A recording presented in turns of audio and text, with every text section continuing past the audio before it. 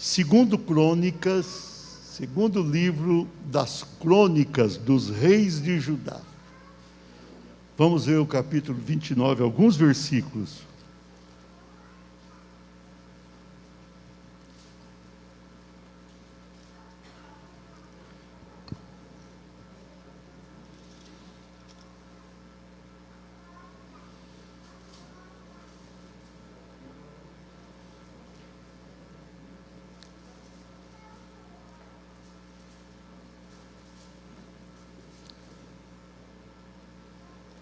Segundo Crônicas, capítulo 29. Eu vou ler alguns versículos desse capítulo. Diz assim o versículo 1, segundo Crônicas 29, 1. Tinha Ezequias 25 anos de idade, quando começou a reinar, e reinou 29 anos em Jerusalém. Sua mãe se chamava Abia e era filha de Zacarias. Fez ele o que era reto perante o Senhor, segundo tudo quanto fizera Davi seu pai. No primeiro ano do seu reinado, no primeiro mês, abriu as portas da casa do Senhor e as reparou. Trouxe os sacerdotes e os levitas, ajuntou-os na praça oriental e lhes disse: ouvi-me, ó levitas, santificai-vos agora e santificai a casa, do Senhor, Deus de vossos pais. Tirai do santuário a imundícia. Versículo 15.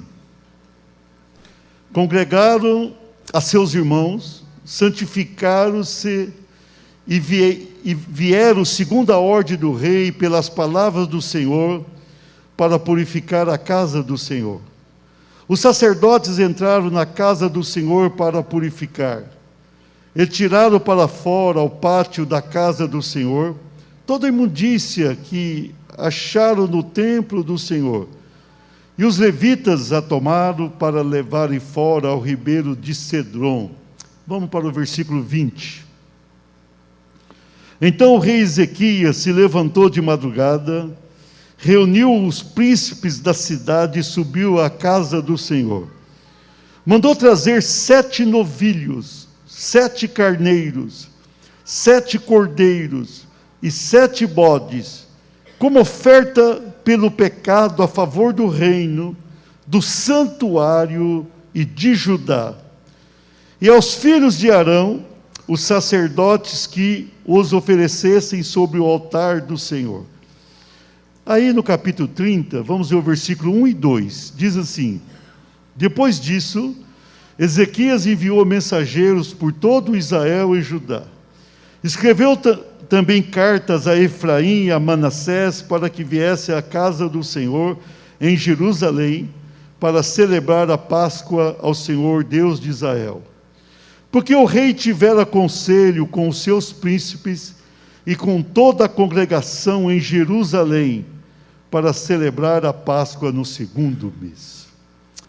Será que nós podemos ser pessoas abençoadas, ser pessoas agradáveis a Deus, ser pessoas que consigam construir uma história de vitória, quando tem atrás de si um passado muito complicado? Será que é possível isso? Será que o fato da gente ter um pai ruim, idólatra, pecador, contaminado pelo mal, a gente tem que necessariamente seguir as pegadas desse pai? Será que nós temos que viver uma vida de fracasso, quando temos da parte de Deus algumas promessas relevantes para as nossas vidas? Não, nós não precisamos disso. Veja bem, Ezequias foi um rei que agradou a Deus, agradou o Senhor. Versículo 2 diz que ele fez o que era reto perante o Senhor. Ezequias, aqui nós temos uma bela história na vida desse rei. Ele tinha promessa natural porque era descendente do Davi. Deus tinha prometido a Davi que sempre teria alguém da sua descendência sobre o trono, e que essa pessoa seria abençoada pelo Senhor. O seu avô, Jotão, tinha sido um bom rei, tinha sido, mas o seu pai, Acaz, fora um rei complicado, ruim. A Bíblia diz que ele fez o que era mal aos olhos do Senhor. Ele se tornou idólatra. Mesmo sendo a descendência de Davi, ele vai se apegar à idolatria. Ele se deixa levar pela maldade do coração humano. Tem uma vida ruim, indigna. Quando ele morre, foi um alívio para todo mundo. Morreu. Olha aqui, o último versículo do capítulo 28 diz: descansou Acaz com os seus pais, e o sepultaram na cidade, em Jerusalém, porém não o puseram nos sepulcros dos reis de Israel.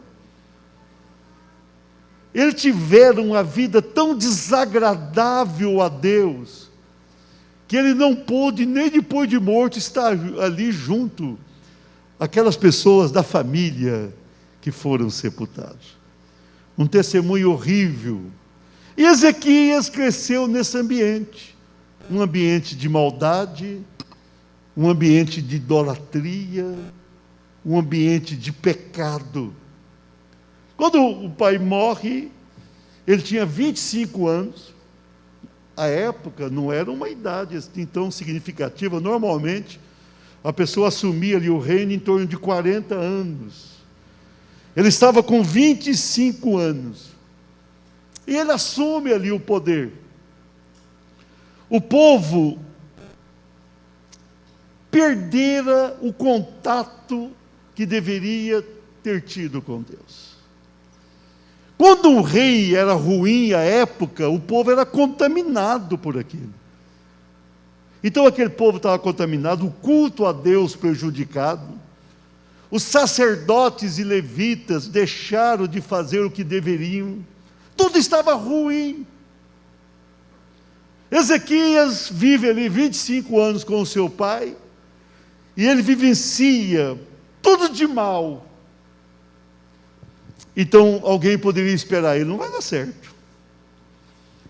Pai ruim como esse, ele cresceu com o pai, ele era o herdeiro do trono, ele foi preparado pelo pai para dar continuidade à obra ruim que o pai fizera.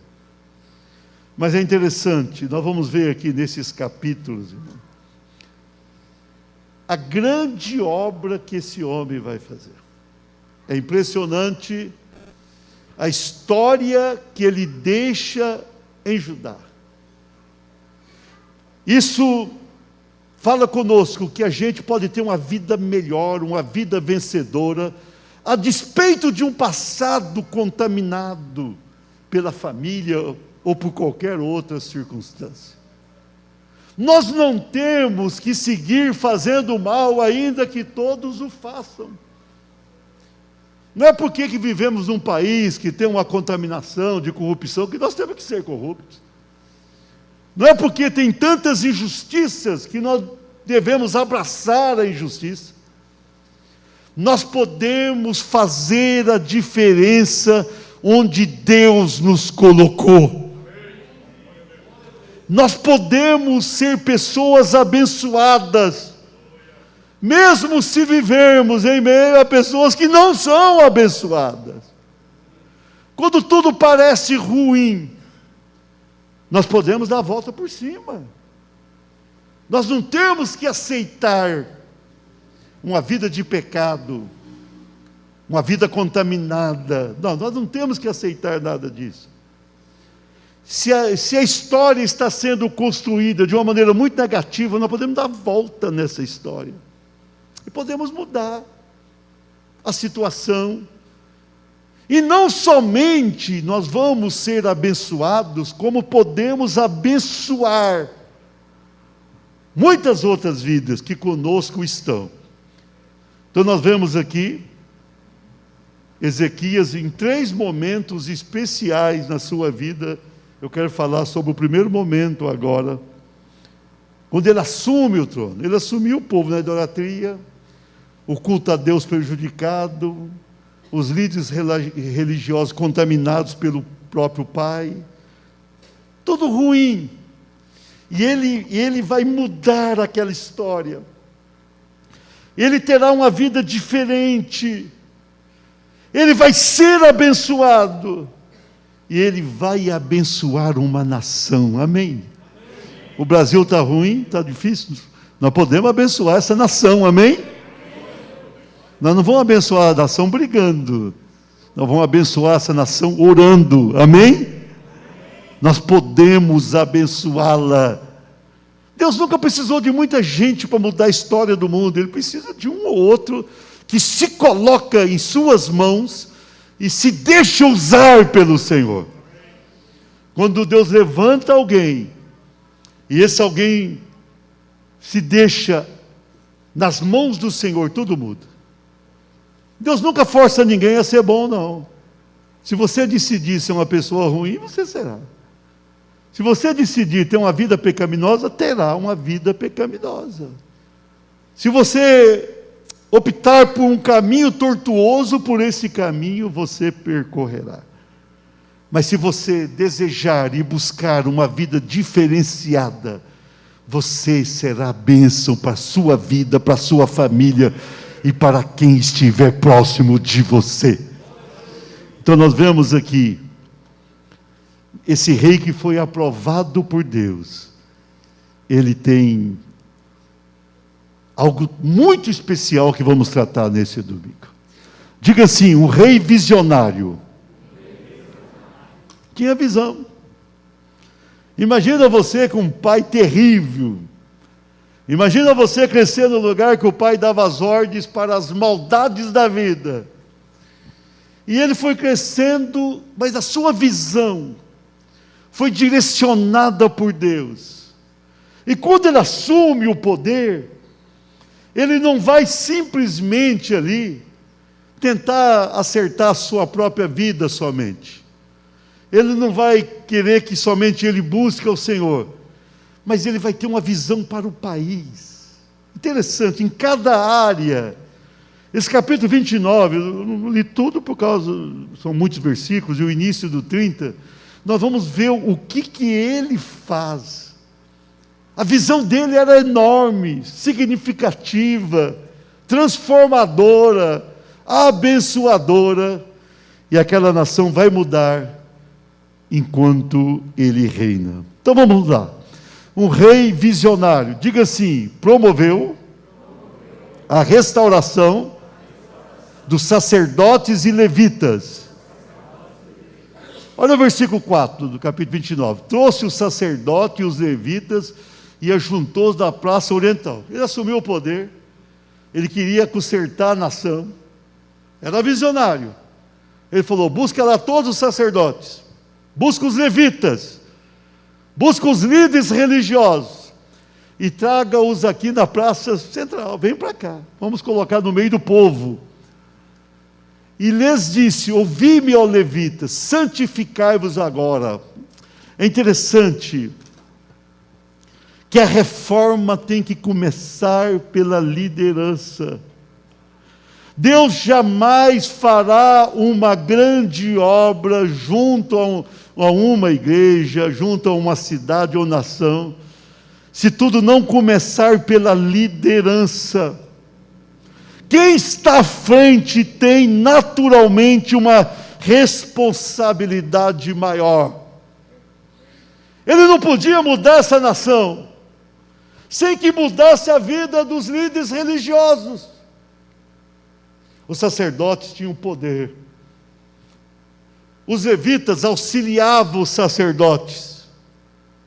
Eram respeitados. No caso aqui já tinham perdido grande parte desse respeito. E ele não tentou dar um jeitinho. Você sabe o que acontece? Eu fico preocupado com o Brasil. Não estou aqui para pregar sobre o Brasil, não. Mas no Brasil, o povo dá um jeitinho, né? Vamos resolver parcialmente. Isso não resolve. Esse é o problema, né? Isso é um problema.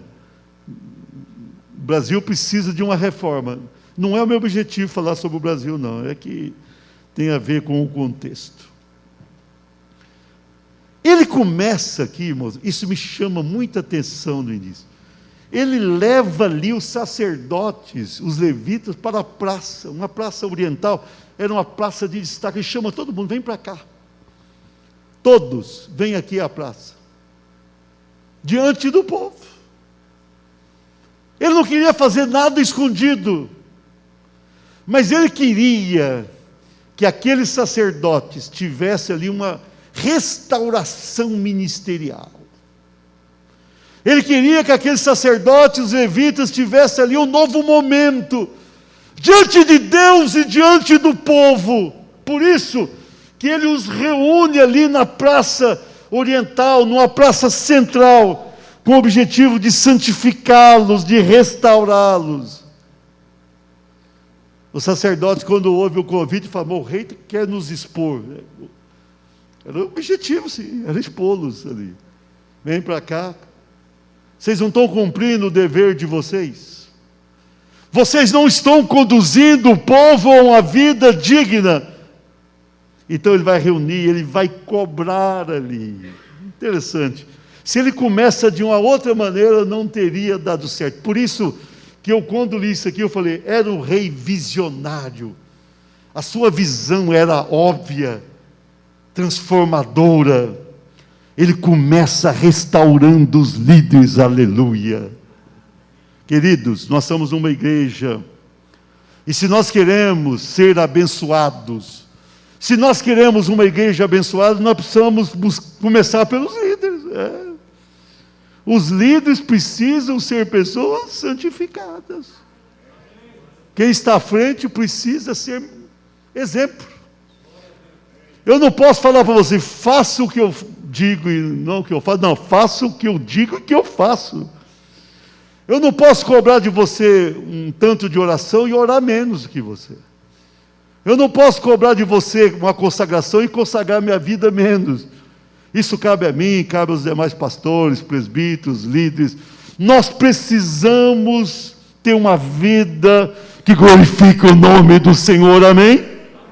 Amém, líderes? Nós temos que ter um louvor aqui que exalta o nome do Senhor.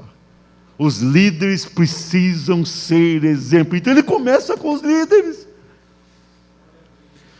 O rei visionário, ele começa trabalhando na liderança, e ele vai chegar lá na frente, num avivamento, em algo extraordinário, mas ele começa trabalhando na liderança. Eu digo a nós líderes, vamos buscar a Deus, amém? Vamos buscar o melhor de Deus, a santidade de Deus, a graça de Deus, a pureza que vem de Deus. Vamos buscar, nós que estamos à frente, vamos buscar, vamos clamar, vamos ser exemplos, vamos fazer isso, aplauda o Senhor.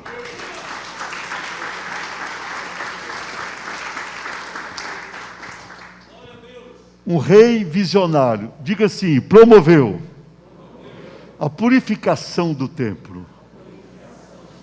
Em seguida ele vai trabalhar o templo agora. Olha o versículo 15. Congregaram a seus irmãos, santificaram-se e vieram segundo a ordem do rei, pelas palavras do rei. O sacerdote já estava purificado, junto com os levitas. E agora eles foram purificar a casa do Senhor.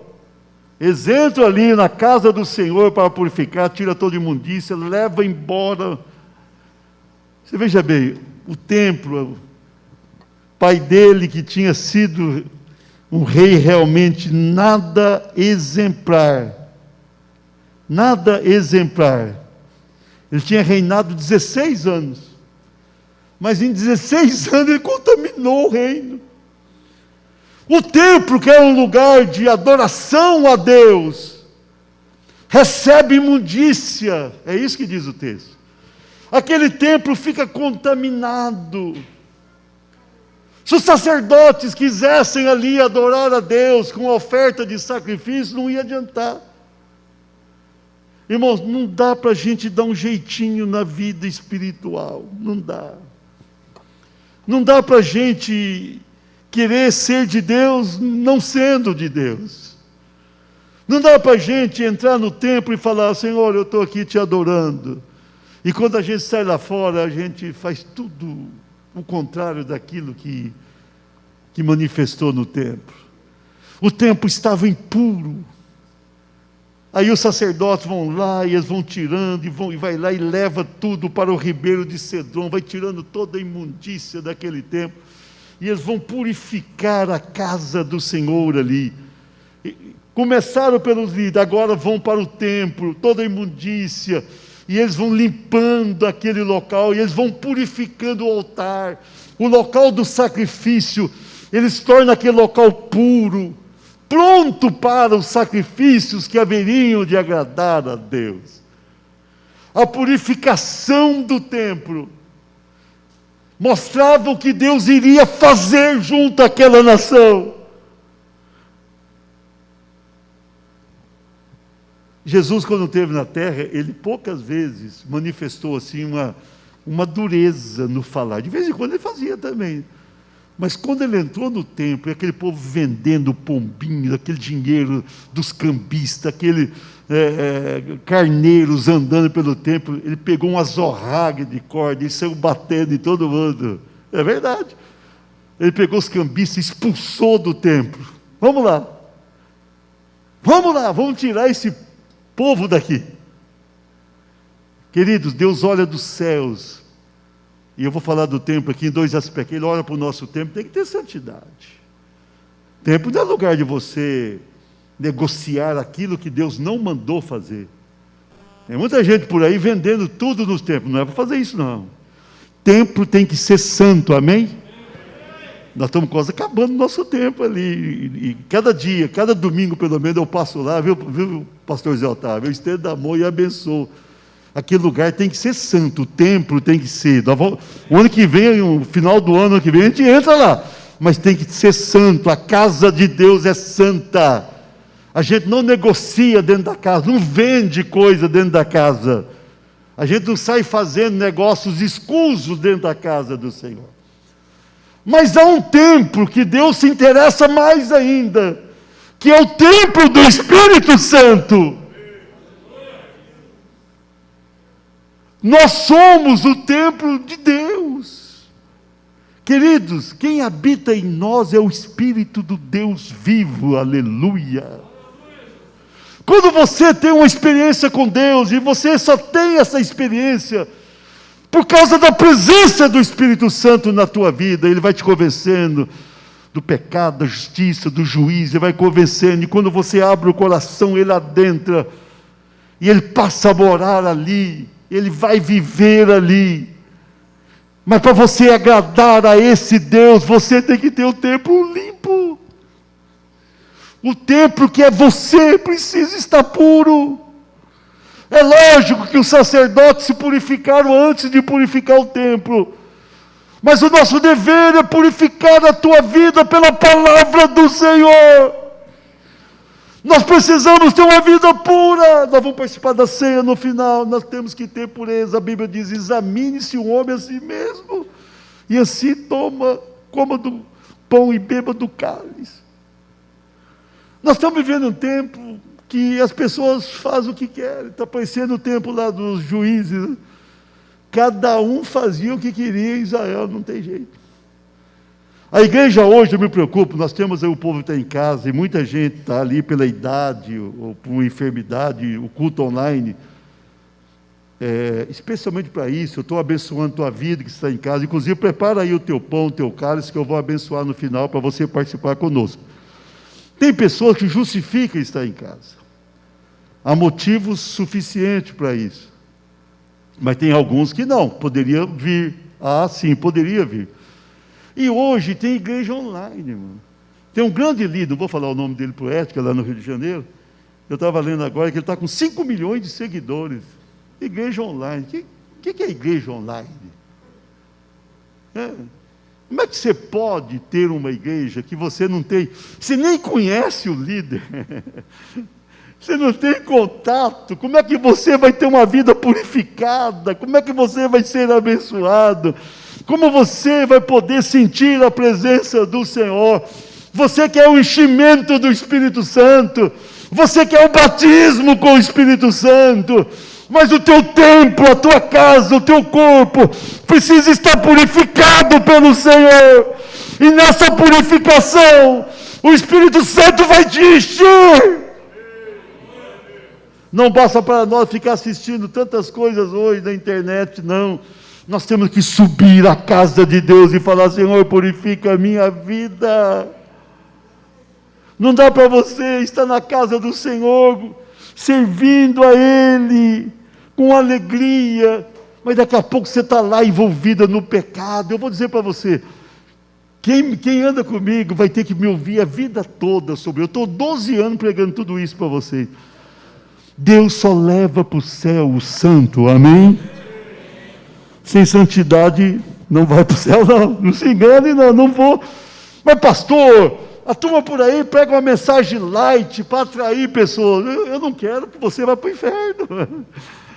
O que adianta para eu juntar 5.000 pessoas e 4.900 ir para o inferno depois? Não, eu tenho que pregar a verdade para você, eu tenho que falar a verdade.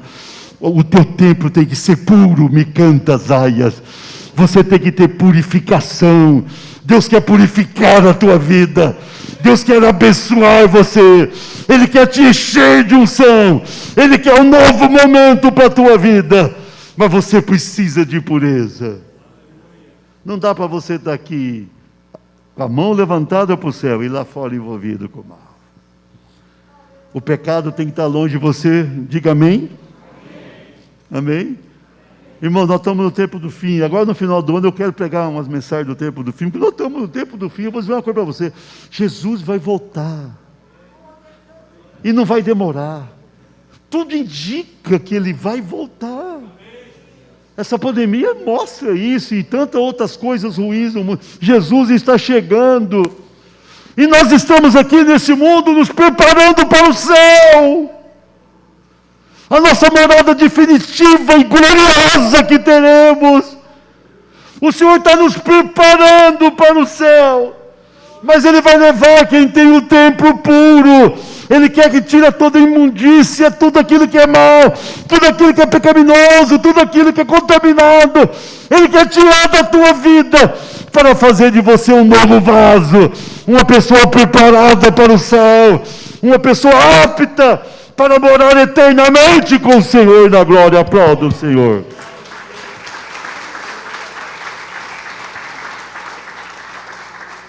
Um rei visionário purifica os líderes, purifica o templo. Diga assim: promoveu o restabelecimento do culto a Deus. Olha o versículo 20. Então o rei Ezequias se levantou de madrugada. Estava resolvido o templo limpinho, sem imundício, sacerdote santo. Aí ele levanta de madrugada, ele reúne ali os príncipes, as autoridades do reino, e ele sobe à casa do Senhor com esses líderes. E ele vai mandar, interessante isso aqui, vai mandar trazer 7 novilhos, 7 carneiros, 7 cordeiros, 7 bodes como oferta pelo pecado a favor do reino. Veja bem, o 7 é o número da perfeição na Bíblia. E ele vai fazer tudo isso aqui, e ele vai querer fazer ofertas ali. Ele vai querer a purificação do reino. O reino estava imundo. O seu pai complicara o reino.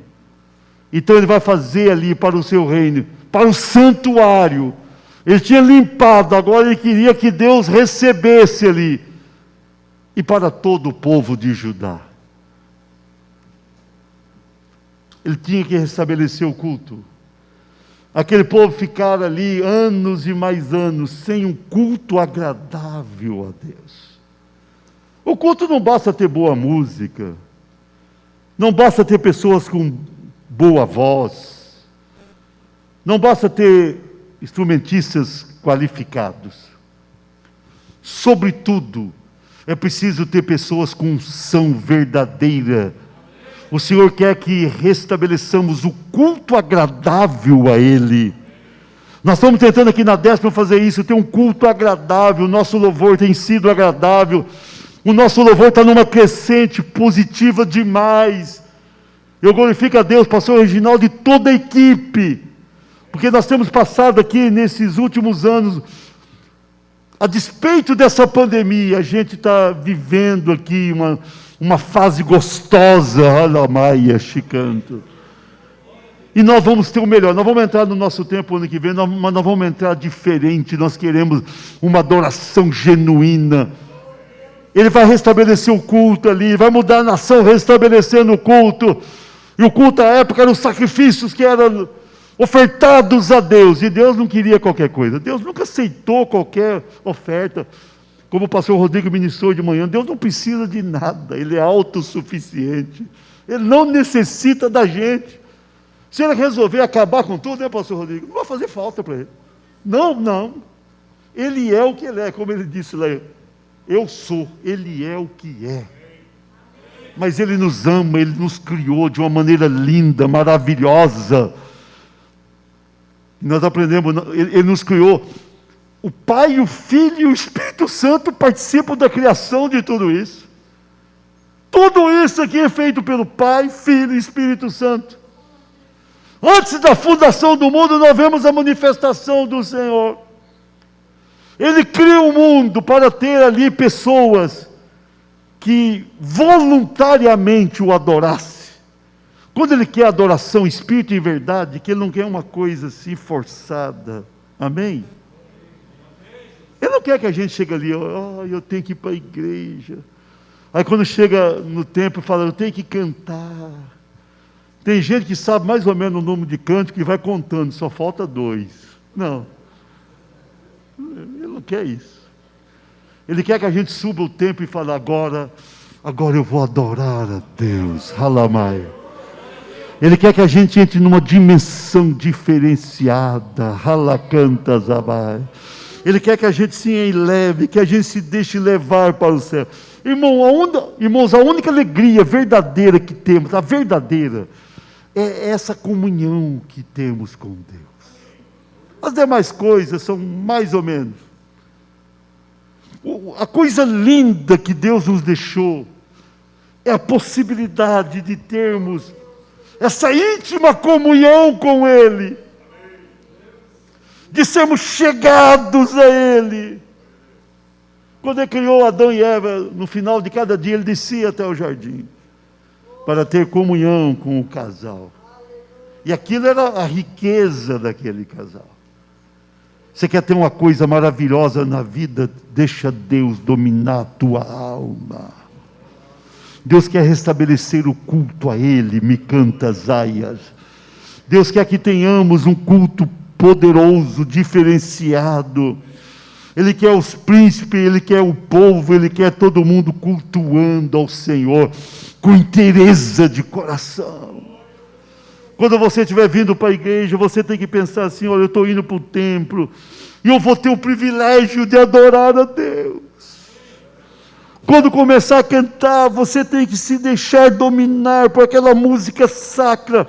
Você tem que deixar aquelas palavras dominar a tua mente e descer para o teu coração. E você adorar a esse Deus verdadeiramente. A gente não pode viver aquela vida mecânica, assim, não, eu vou para a igreja, aleluia, cantei, ouvi a mensagem, recebi a oração, e na semana está tudo certo. Não é isso que Deus quer de você.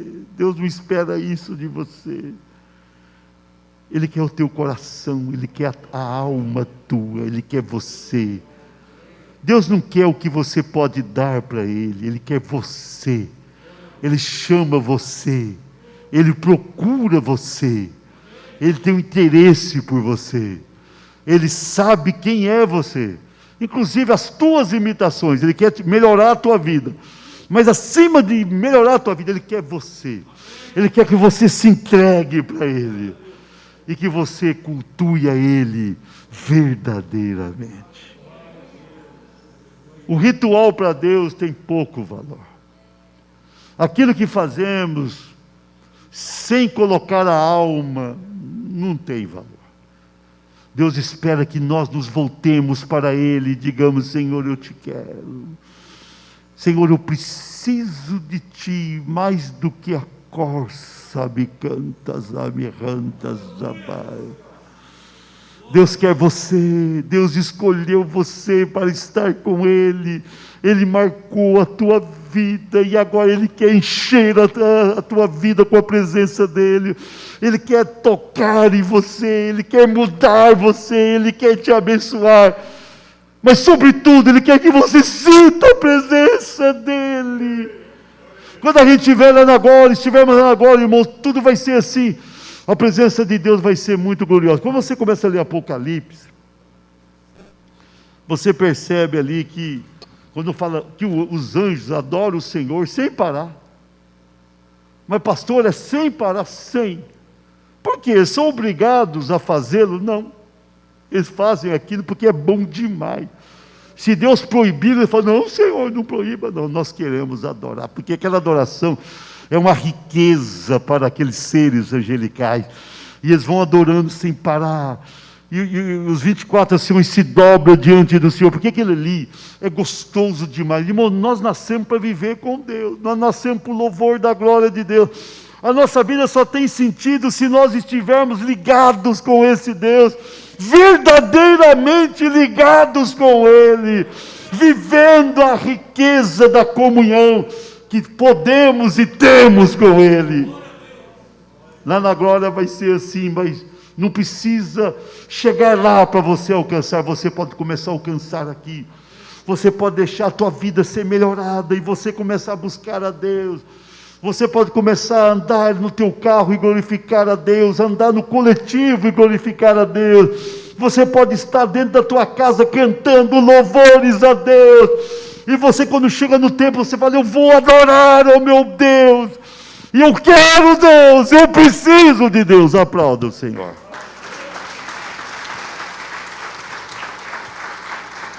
Vamos encerrar a mensagem. Um rei visionário, diga assim, promoveu a renovação espiritual da nação. Olha lá o 31 e 2 para concluir, irmãos. Diz assim: Ezequias enviou mensageiros por todo Israel e Judá. Ele governava Judá. O reino já estava dividido, o reino do norte e o reino do sul, ele governava Judá. Mas agora ele vai querer fazer algo diferente com a Páscoa do Senhor. E ele vai enviar cartas para o reino do norte, para Efraim, para Manassés, o reino do norte. E vai convidar todo mundo para ir a Jerusalém celebrar a Páscoa do Senhor. O rei tiveram conselho com seus príncipes e chegaram à conclusão que precisava celebrar. E eles fizeram no segundo mês, porque estava tão desorganizada aquela nação, era no primeiro mês da celebração, e eles não fizeram, estava tudo impuro, e eles vão fazer fora de tempo, mas no tempo que agradou ao Senhor. Eles vão ali ter um momento de renovação. E apesar de estarem separados, reino do norte, reino do sul, mas Ezequias quebra o protocolo. E ele manda chamar o pessoal lá de cima: desce para cá. Vamos celebrar a Páscoa ao Senhor. Deus nos libertou daquela nação egípcia com mão forte. E agora vamos juntos. Vamos celebrar ao Senhor, vamos celebrar ao Senhor. Ele convoca e traz o povo para essa adoração verdadeira a Deus. Queridos, ali seria a renovação. Uma nação tão apática na vida espiritual, na vida moral e também na vida social. Essa nação agora começa a mudar radicalmente. Essa nação agora começa a ter um novo momento. E eles vão celebrar a Páscoa do Senhor, um mês depois do tempo que é previsto. E eles vão fazer uma festa ao Senhor. Aquela celebração sobe ao altar de Deus. E Deus recebe como um louvor verdadeiro. E Deus se alegra porque não somente o reino do sul, mas o reino do norte se faz presente. Todo um homem, apenas um homem, que tivera um pai que reinara de uma maneira indigna. Mas ele vai fazer diferente. Era visionário. Ele enxergou longe, ele enxergou o que precisava, ele buscou o que devia buscar. E ele vai conseguir ali algo maravilhoso para aquela nação. Ele vai mudar a história daquele povo. Amém? Vamos ficar de pé, pastor Reginaldo. Ele vai restaurar os líderes, ele vai purificar o templo, ele vai restabelecer o culto, e ele vai renovar a nação. O nosso Deus é um Deus de renovação. O nosso Deus é um Deus que faz o novo. Ele quer fazer algo novo na tua vida. Ele quer fazer algo novo. A bênção que você teve anos atrás foi para aquele momento. Deus quer te dar uma nova bênção agora. Ele quer fazer de você uma pessoa vencedora agora. Ele quer que você vivencie o melhor de Deus agora. Ele quer renovar a tua vida. Ele quer te encher dessa unção. Irmão, nós temos tido promessa aqui de um derramar do Espírito Santo. Amém? Você toma posse disso? Você toma posse. A bênção de Deus será grande na tua vida. Passa por uma purificação extraordinária, mas vai culminar com a vida cheia da unção do Senhor.